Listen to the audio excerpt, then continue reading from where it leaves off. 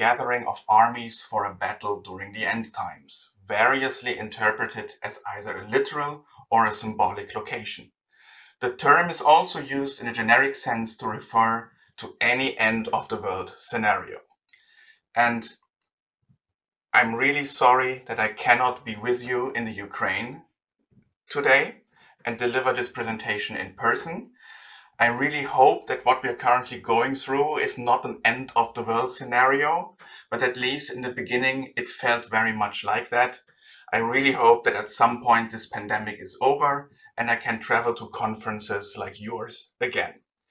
So the idea behind this presentation's funny title is take a word like Armageddon that has a certain connotation, transform it a little bit, like doing a string replace from arm to mock, and get a funny title that conveys that if you do something too much with mock objects and test doubles in general, then you may run into trouble, and we want to avoid this trouble, right? So how can we avoid this thing that some people call the Mockageddon?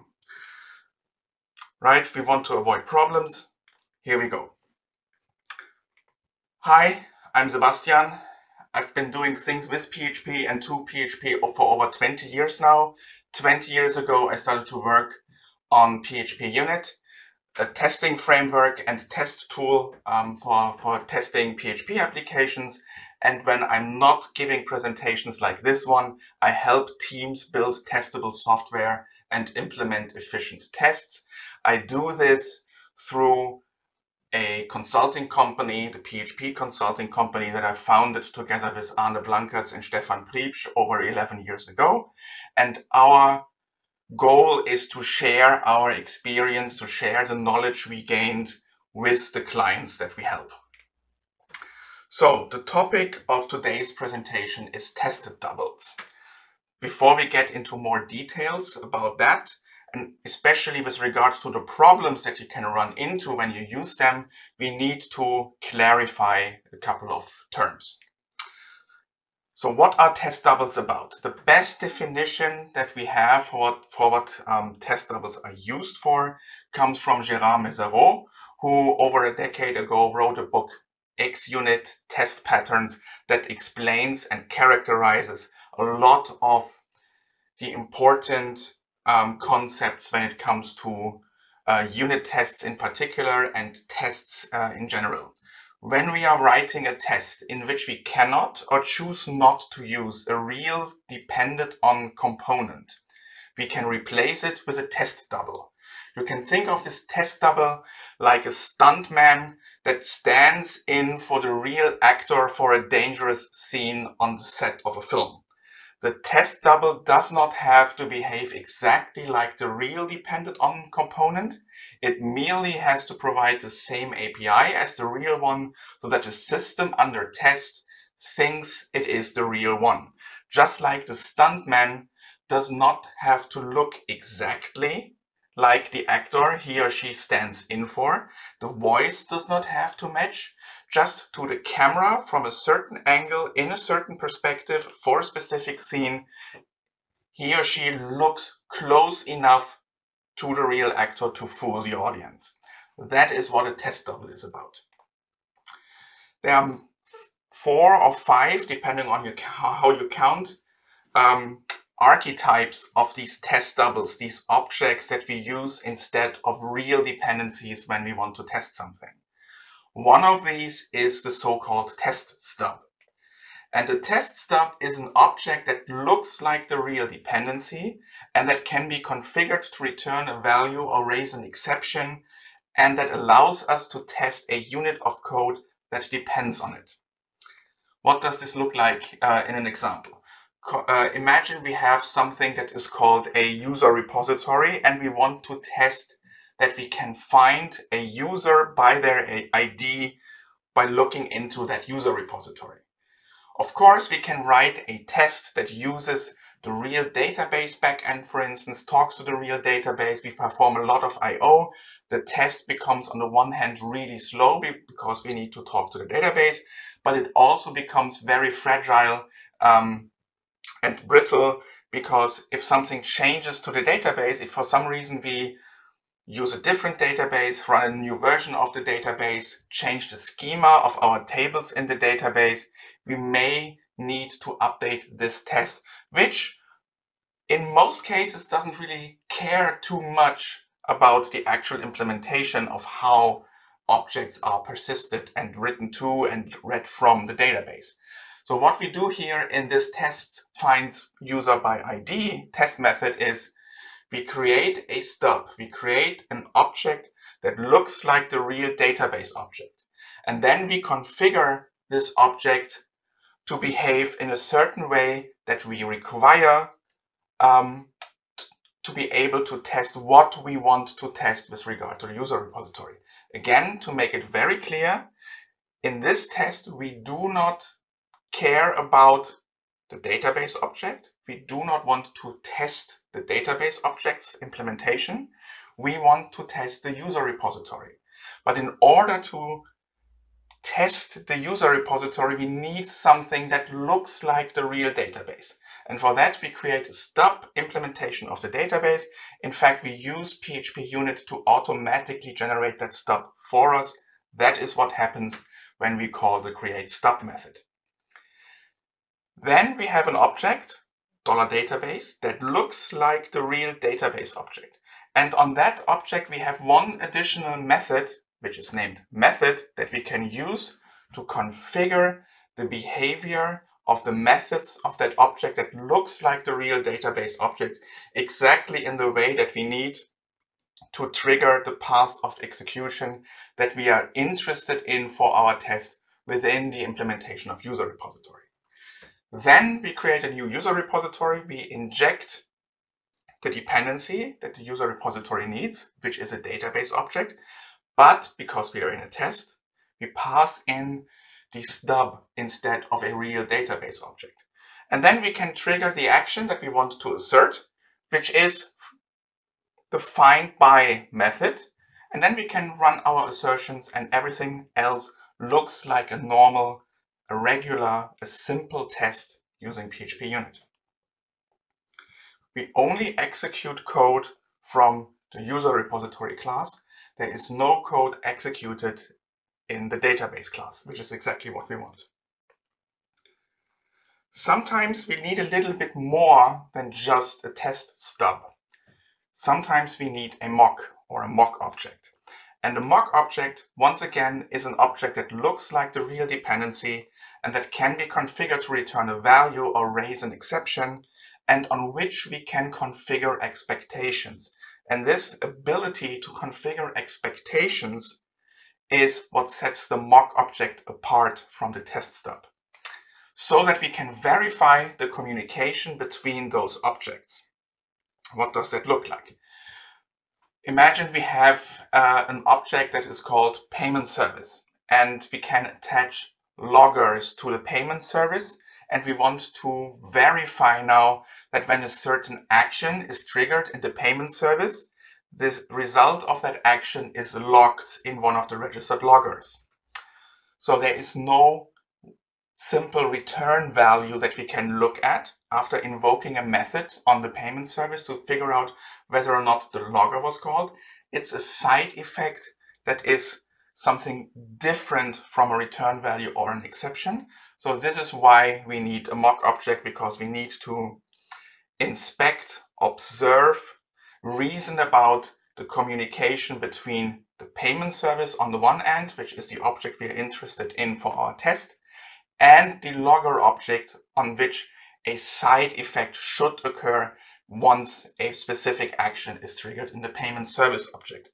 And for that, we once again ask PHPUnit to create for us the object that looks like the real dependency, in this case, the logger object. This time around, though, we do not use the create stub method, but instead use the create mock method, because once again, we need a mock object and not just a test double. And on that logger object, we can now configure an expectation. We expect that something happens exactly once. The thing that we expect to happen exactly once is a invocation of the log method with specific parameters, user ID and transaction ID. And then we can create our payment service object, which again, as a reminder, is the object that we're actually interested in for this test. Then we attach our logger to the payment service, trigger the action on the payment service object that we want to verify, and that's it. PHPUnit will mark this test as a failure if at the end of the test the action that we triggered on service has not resulted in the log method on the logger object to have been called. So that's what stubs and mocks is all about. And if you only use it, as I have shown you in these two simple examples, chances are very low that you run into any trouble and any problems, and everything is awesome and fine and happiness ensues. However, in the real world, there's a real risk of running into a situation that some people refer to as mocking hell.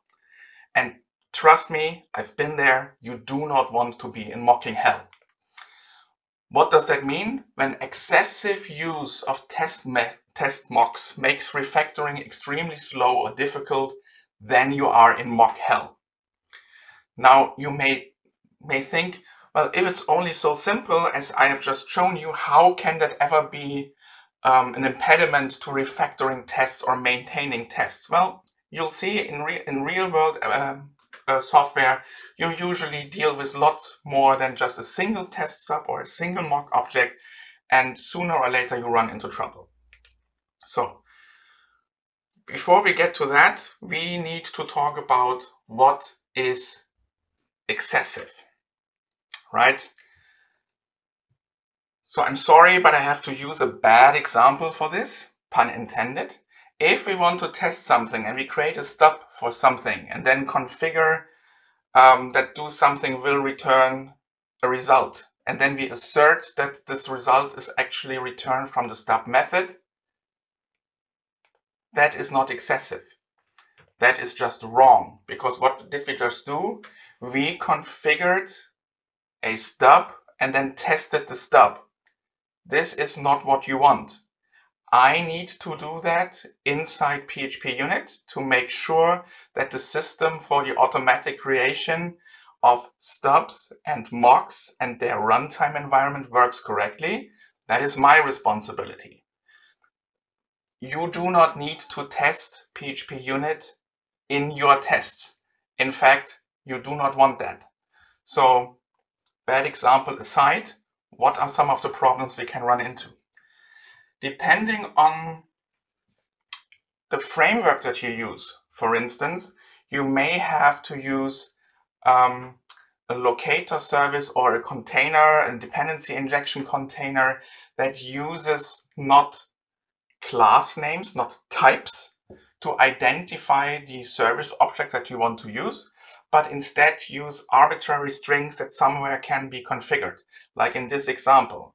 The object that we want to test, we need to call getContainer on the app object, invoke the get method with a string that could be anything, and then hope for the best that we actually get back an object that has a do something else method.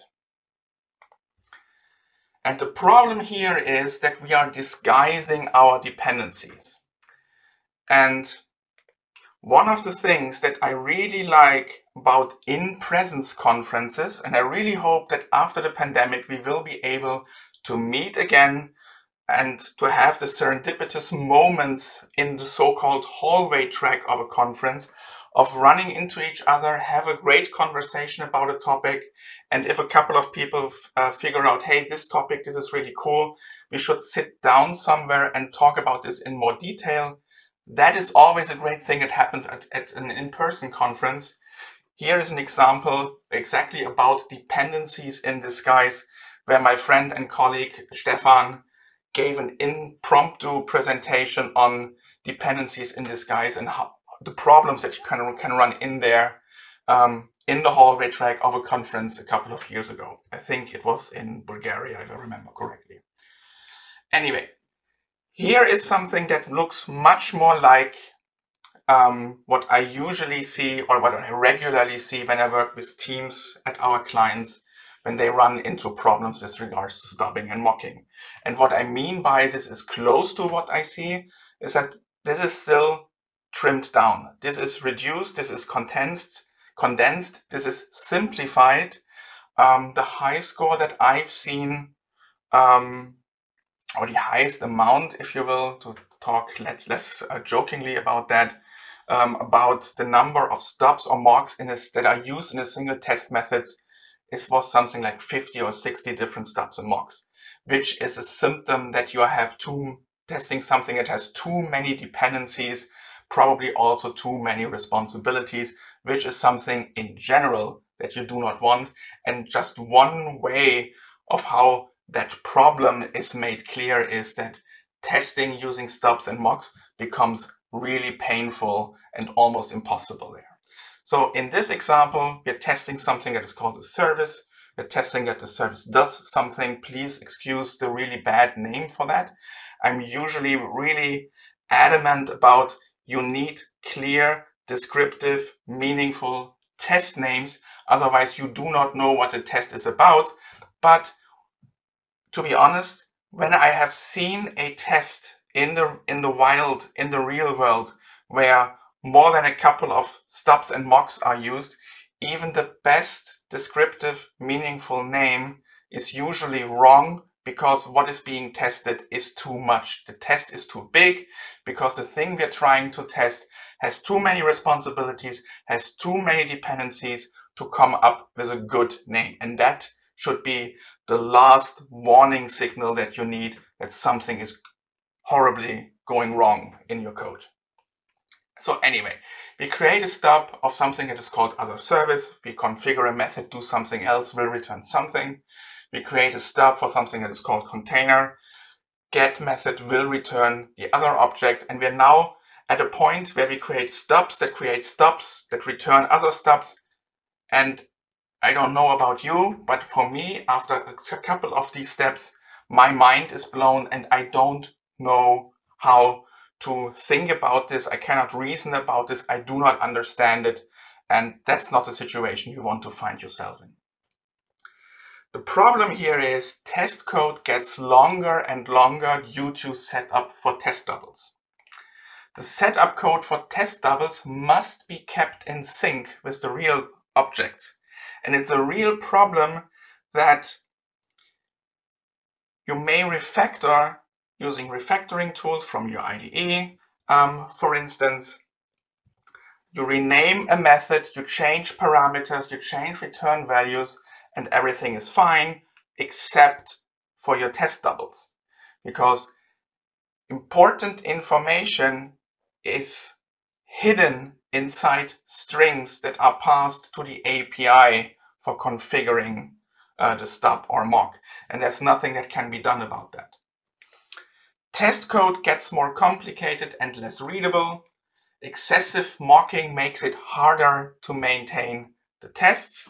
And you can even end up in a situation where your tests are lying. If you forget to update the behavior configuration of an object for a stub or mock, something that looks like the real object that you use in your test to replace a dependency behaves differently than the real object does in the production environment. And that can lead to a situation where you run your test, everything is green, you have the wrong confidence, the false sense of security that everything is fine, and the production code behaves differently, something is broken, and then if it's really bad, you lose faith in your tests, and that is not good. So excessive use of mocks leads to legacy code. If you use a lot of stubs and mocks in your test code, and if you have too many of them in a single test, it gets really tedious to maintain them, and at some point you just say, that test always fails, it's always problematic when I change something, testing is really stupid, I just delete this test or ignore it from execution, and sooner then later you find yourself in your session, this is the case for all of my tests. Testing is stupid. I stopped doing that. It's just a waste of time. And that is the wrong conclusion. The right conclusion would be, how do I need to implement maybe my tests differently? Maybe. But more often the case is, do I need to make changes to my production code to make it easier to test so that I do not run into this problem that my tests are hard to maintain? Right? And this is what a legacy software looks like. It's not nice. Some corners of it look nicer than others. Maybe in the bottom left corner, that looks like something went through there with a broom and cleaned up a little bit, but the rest of it still looks rather icky.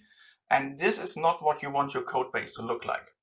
When people give up on unit tests, it's usually because they have not treated the tests like first-class citizens. They have not treated the tests as though they were part of the system. They have not maintained those tests to the same standards that they apply to the rest of the system. Instead, they have allowed the tests to rot, to become coupled, to become rigid and fragile and slow. And then, in frustration, they give up on the tests. Trust me, I've seen that happen. It's not nice when that happens. It's really frustrating, and it's not a good solution. In fact, it's not a solution at all to give up on the tests. Instead, you should try to figure out why testing became so painful in the first place and get rid of the source of that pain. So, how can we avoid a situation like that? I mean, we all want to be happy, so tests can help with that, but only if the code under test lends itself to testing. So what can we do to make things better? This is important advice not only with regard to testing, but it also makes testing easier. So that's why I mention it here. Favor immutable state over mutable state. When we're doing object-oriented programming, which is what most people do these days with PHP, and that's a good thing, we like to use immutable value objects as often as possible.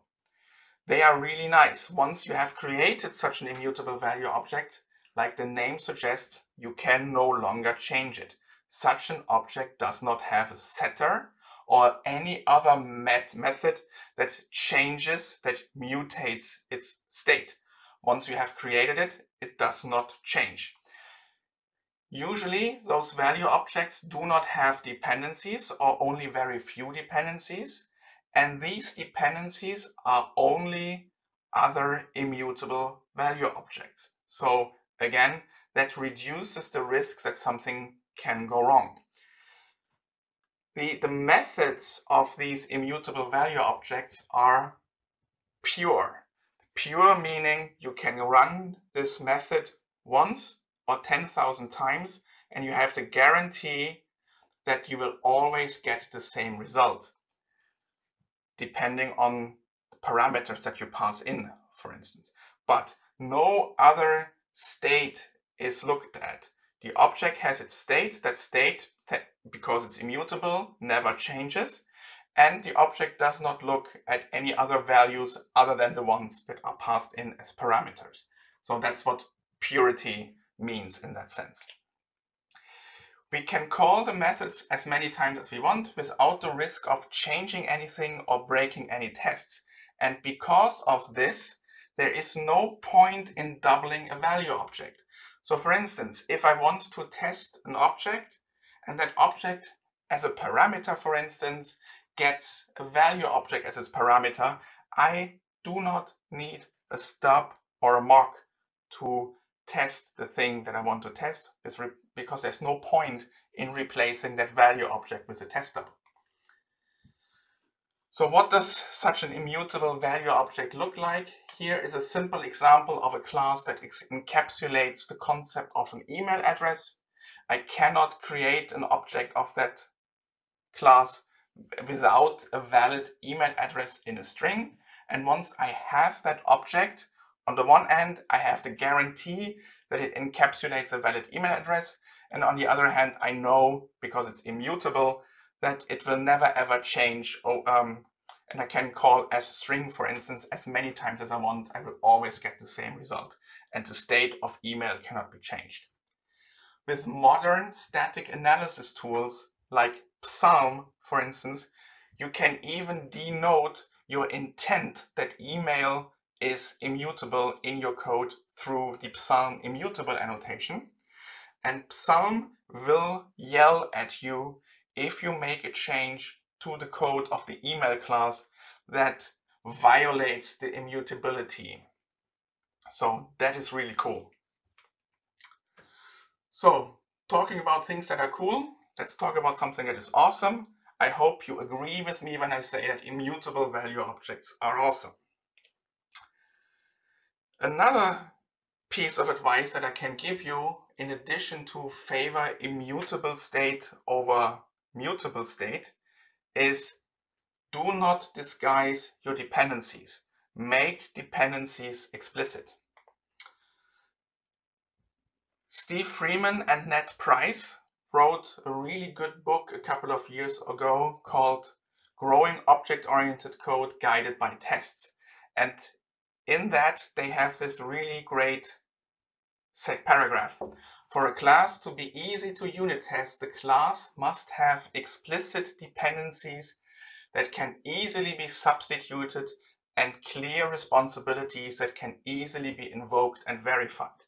What that means is, if I want to test something like the email object, for instance, it must be really easy to create an object of that class without either requiring either no dependencies at all or with explicit dependencies that can be passed in. And the thing that I'm interested in for the context of my test must be easily invoked, like I call the asString method, and easily be verified looking at the return value of the asString method. In software engineering terms, that means that the code must be loosely coupled and highly cohesive, or in other words, well designed. And that's what we want. So let's look at a more complex example than a simple value object, like the email object that we looked at before. Let's say we have invoice objects and we want to store these invoice objects in some sort of persistence layer. For that, we create an interface named invoice repository. And for now, we only need two methods. We want to add an invoice to the repository, meaning we want to persist it somewhere, maybe in a database. And we want to be able to find invoices that we have added in the past to the repository by their invoice ID. Right. If we want to build a database-based persistence layer for our invoices, this is how this could look like. We implement the invoice repository interface in a class, for instance, database invoice repository. That database invoice repository has a dependency. It needs to talk to the database. So we require passing in a database object in the constructor. Then we have the add method where we pass in the invoice object that we want to persist. And then we just use the database object's execute method to execute the SQL that we need to persist that invoice object into the database. Of course, find by ID looks very similar. It's the read operation. We get an invoice ID. We use that invoice ID to build the query to read the relevant data back from persistence, back from the database, to build an invoice object that we then return. Next piece of advice, program to an interface, not to an implementation. It's much simpler, among many other things, to stub and mock an interface and use a stub for an interface in a test instead of stubbing or mocking a concrete class. There is a third type of test double object that I would like to introduce right now, and that is, after test stub and mock object, the fake object. The fake object is a handwritten implementation of the dependency, whereas the test stub and the mock object could be automatically generated by PHPUnit for you by calling create stub and create mock. The fake object is something that a test framework such as PHPUnit cannot help you with, and that is not a bad thing. Instead, it's a rather good thing because it makes certain things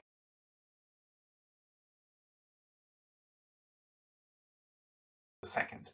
So it's a handwritten implementation of the dependency that is specifically built for testing, and usually it is much simpler than the real implementation. In our example of the invoice repository interface, the real implementation that is used in production, for instance, uses the database to persist the invoice objects.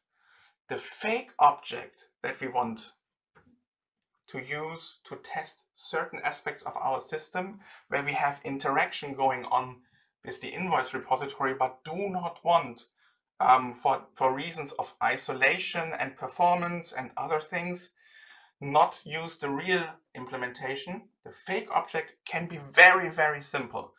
Basically, you can be as simple as using an array to store these invoice objects in memory for the duration of the test. So this is our fake invoice repository implementation of the invoice repository interface. We have an add method that just adds the invoice object that is passed into an in-memory array, and find by ID just looks at that array and tries to find the invoice that is asked for in there. And if it finds it, it returns it. Otherwise, we get an exception. So that is very simple and very fast because it's in memory. And is very helpful for testing code that interacts with the invoice repository. And when we're not interested in testing that actually persisting the invoice objects to the repository, to a database, to a persistence layer works.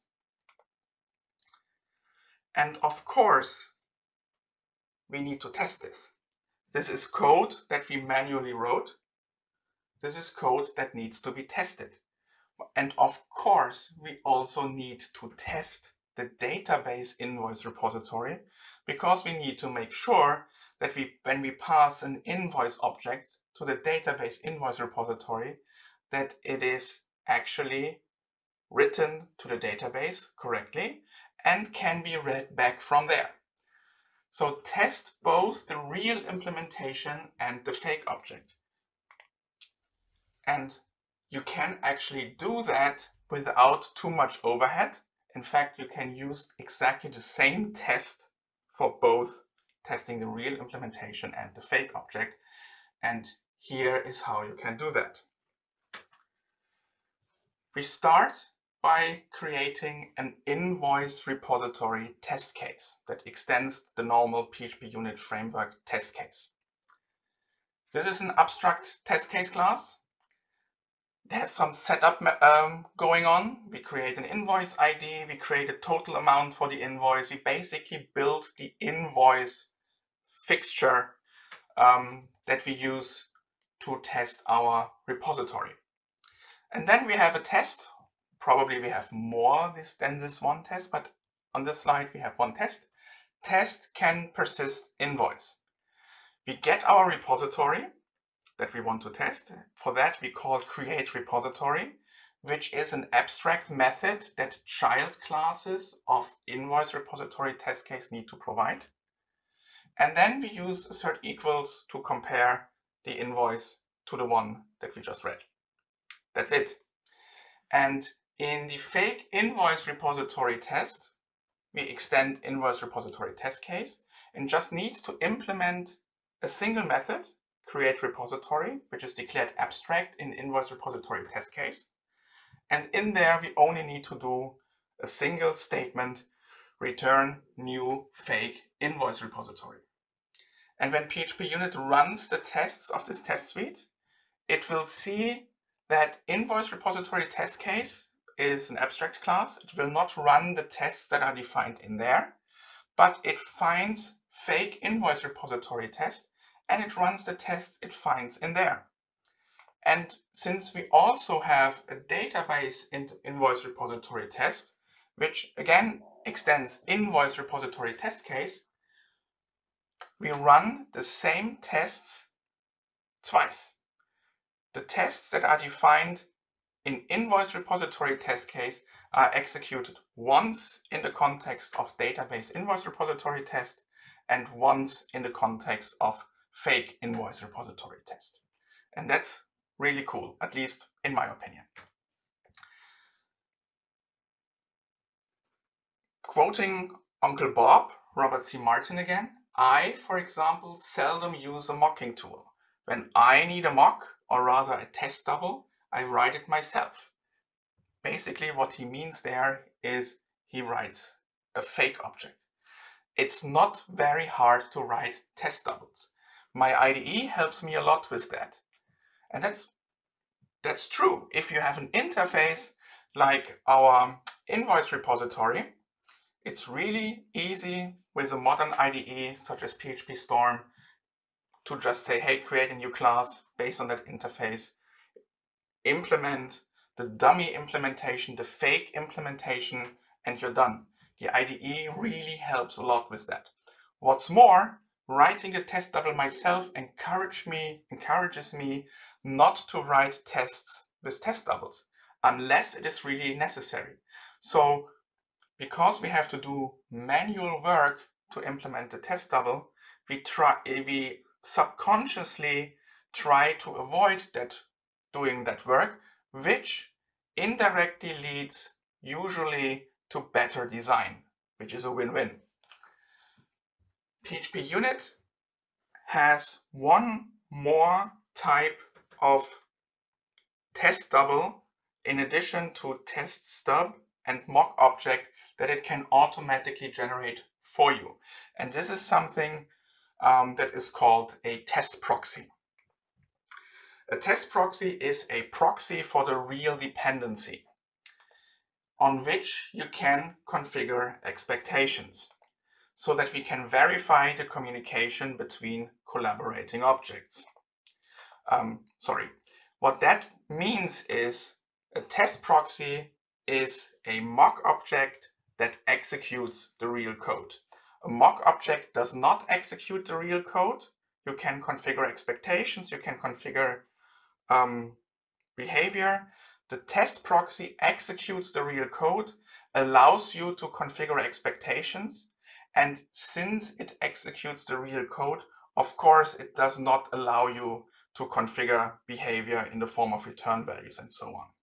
This is sometimes really useful, especially in larger tests, integration tests, for instance, where you want to test a complete use case in your application, for instance, without replacing anything against a test double. You want to execute the real code for the accounting backend, for instance, or the invoice repository or the invoice processor. But still, you want to be able to observe the communication between those objects and make assertions on them. You want to verify that an action on one object has really triggered an action in another object, because otherwise you cannot observe that the right side effect has occurred.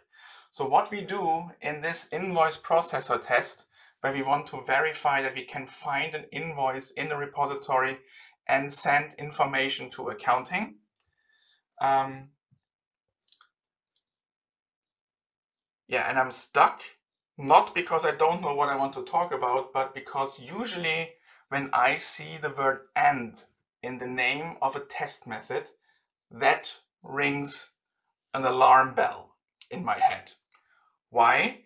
Because the word "and" suggests that this test does more than one atomic thing. And in a unit test, this is an absolute no-no. But as I mentioned earlier, this is an integration test. This is something that is larger. And in that case, it may be okay to have the word "and" in the description of what a test is about. So anyway, back to the example at hand. We create a test proxy for our fake accounting backend. We create a test proxy for our fake invoice repository. So we are using minimal fake implementations, simplified implementations for our accounting backend and for our invoice repository. Then we use the real invoice processor that depends on the accounting backend and on the invoice repository. Then we configure an expectation on the accounting backend that the record payment method should be called exactly once, with the customer with a specific name and the euro amount of 100 cents. Then we create an invoice ID from some parts. Then we configure an expectation on our invoice repository, on our fake invoice repository, that the find by method should be called once with a specific invoice ID. And then we add the invoice to our repository and tell our invoice processor to process the invoice with invoice ID 1. And behind the scenes, the real code for the invoice processor, which is the unit of code that we're interested in the context of this test, is executed. The real code from our fake accounting backend and our fake invoice repository is executed, but we have the ability to verify the expectations that we have configured on our test proxies. And for integration tests, as I mentioned earlier, this sometimes is really, really valuable. You do not want to have many tests that use test proxies, but when an opportunity presents itself to make your test more precise and more meaningful in an integration test context with a test proxy, then please feel free to use a test proxy. And with that, we have reached the end of this presentation. This is where you will be able to find the slides. This is how you can contact me. It really felt weird to me to deliver this presentation looking at my screen only, do not seeing an audience, seeing on the second screen a video of myself looking at me. Really bizarre, really weird. I hope that it was still not weird for you, that it was in fact useful information that I presented to you, and I hope that once the pandemic is over, I can visit you in the Ukraine and deliver another presentation in person. Thank you for your understanding and attention. Okay, that was a talk by Sebastian Bergmann, and it was a great talk. And Sebastian, we thank you very much for joining us today. Now we have a Q&A session with Sebastian and Victor. So hello people, you are on air. You can start. That is a good question. And of course, there is not an easy answer to that. And also, of course, there is not an answer to that that is not dominated, if you will, or heavily influenced by opinion. And PHPUnit is, of course, very opinionated when it comes to keeping the PHP community going forward. So that's why for a couple of years now, there is one major version each year released on the first Friday of February. And this major version increases the PHP version requirement. It removes functionality that has been deprecated for a long time. And it does so not to anger people out there, not to make people's lives miserable, but it does so to with the goal of actually the opposite. Maintaining a code base such as PHPUnit, which has been around for 20 years now. There's a lot of code in there that was really useful and valuable 10, 15, 20 years ago. And if we never remove that, we'll be dragging that around for the next 20 years, which is a nightmare for everybody who works on PHPUnit. So unfortunately, once a year, we have to make changes that require some effort of people to update to the next version, but it makes the lives of everybody who works on PHPUnit and related components much easier, which benefits everyone, because if working on PHPUnit is easy, new features, new functionality, new improvements are added more frequently to PHPUnit. So really sorry if once a year I have to break, or PHPUnit breaks, or not really breaks, but requires some effort in going to the next version. We really try to limit the amount of work that you have to do. But of course, if you are on PHPUnit 5 right now, going to PHPUnit 9 requires a lot more effort than going from PHPUnit 8 to PHPUnit 9, or going from PHPUnit 9 to PHPUnit 10 next year. Okay, clear enough. And yeah, the next question is, if you have to choose the one option, encapsulation or testability, what would you go for? And do you think a test is a valid client for a public API if it's the only client of this API? So that was more than one question. So I'll need to unwrap some stack levels there. So do I prefer encapsulation over testability? I do not understand that, because to me it's the same. If something is really well encapsulated, meaning it's loosely coupled and follows a separation of concerns, and it's isolated within one unit of code, that encapsulation leads to really good testability. So it's the same. It's two different ways of looking at the same piece of code.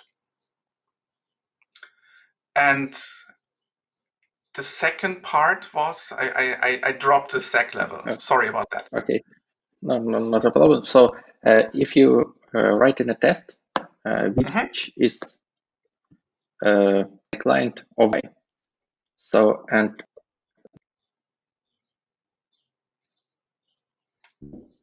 you froze in, so I don't see. Now you're moving again. So can you repeat that question again? Sorry.